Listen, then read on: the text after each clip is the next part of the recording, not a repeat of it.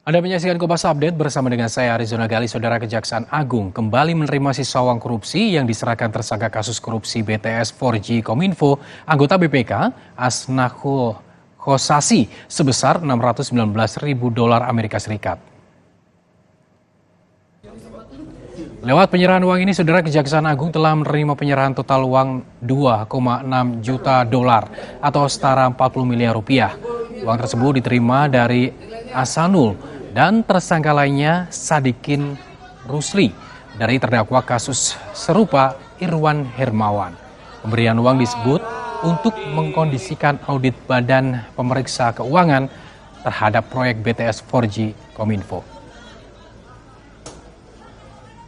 Pada hari ini, Selasa tanggal 21 November 2023, Kejaksaan kembali menerima penyerahan sejumlah uang dari Saudara Agius sebagai pengambilan sisa dari uang yang total yang bersangkutan terima, yaitu sebesar $619.000, sehingga total seluruhnya sebesar $2.640.000 atau setara dengan 40 miliar rupiah.